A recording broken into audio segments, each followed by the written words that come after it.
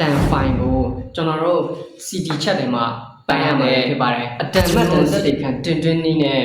စီရင်ထုံးကပေတော်တိပြုဆရာများဆိုတဲ့စာအုပ်ကိုအားလုံးပဲမင်္ဂလာပါဒီနေ့မှာတော့ကျွန်တော်တို့တရားရုံးတွေမှာအတန်တက်တေခံမှတ်တမ်းတွေဘယ်လိုတင်သွင်းရမလဲဆိုတာကိုဆွေးနွေးတင်ပြပေးသွားမှာပဲဖြစ်ပါတယ်ခင်ဗျာကျွန်တော်တို့21ရာစုနောက်ပိုင်းတွေမှာဆိုလို့ရှိရင်ဤပညာတွေကခေတ်နဲ့အညီပုံမတိုးတက်ပြောင်းလဲလာတာပဲဖြစ်ပါတယ်အဲ့ဒီလိုတိုးတက်ပြောင်းလဲလာတာနဲ့မျှကျွန်တော်တို့တရားစီရင်ရေးနယ်ပယ်တွေမှာတခြားသောနယ်ပယ်တွေကအစဤပညာကိုပုံမတွင်ကျလာကိုလည်းတွေ့ရပါတယ်ကျွန်တော်တို့တရားဥပဒေစိုးမိုးရေးကိစ္စတွေမှာဆိုလို့ရှိရင်တရားဥပဒေတရားရုံးတွေမှာဘယ်လိုဆောင်ရွက်ရမလဲဆိုတဲ့အကြောင်းအတန်တက်တေခံ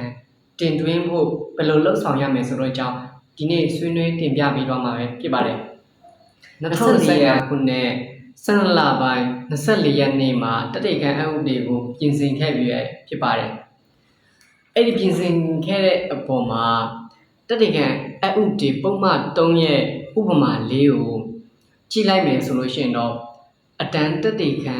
တင်သွင်းဖို့ဘယ်လိုလုပ်ဆောင်ရမလဲဆိုတာကိုလည်းတွင်ကျစာတွေ့နိုင်မှာပဲဖြစ်ပါတယ်အတန်မှတ်တန်တတိခံကိုဘယ်လိုတွင်သွင်းရမလဲဆိုတဲ့အချက်3ချက်ကိုအသေးစိတ်ဆွေးနွေးတင်ပြမှာပဲဖြစ်ပါတယ်နံပါတ်1ချက်မိမိမှာရှိထားတဲ့ကိုယ့်ရဲ့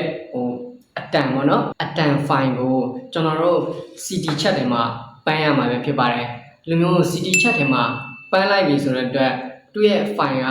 ဒီ CD ချက်တွေမှာရှိနေမှာပဲဒီရှိတဲ့ file ကိုဒုတိယချက်အနေနဲ့အတန်ကိုနားထောင်ပြီးတော့ကျွန်တော်တို့လက်ရည်နဲ့မှတ်သားရပါမယ်အတန်ထဲမှာရှိတဲ့တလုံးတလေအားလုံး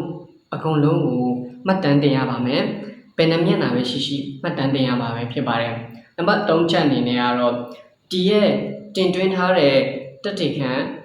CD တစ်ချက်နဲ့ပြီးကြတော့ဒီကကျွန်တော်တို့ရေးထားတဲ့ဆိုင်မတ်စံတန်းတွေနဲ့နှစ်ခုလုံးတိုက်ဆိုင်ပြီးတော့စစ်ဆေးမယ်အဲ့လိုနှစ်ခုလုံးကိုကျုံတော့တင်ပြမယ်တဖန်3အချက်မှာတတိထားရမှာကဒီနှမျိုးတဲ့နဲ့တင်သွင်းလို့ဒီရဲ့နှမျိုးတဲ့နဲ့တင်သွင်းရုံနဲ့မရပါဘူးဒီရဲ့တက်တေခံမှာရှိတဲ့အတန်ဖိုင်ကတကယ်အစ်စ်လားအမှန်လား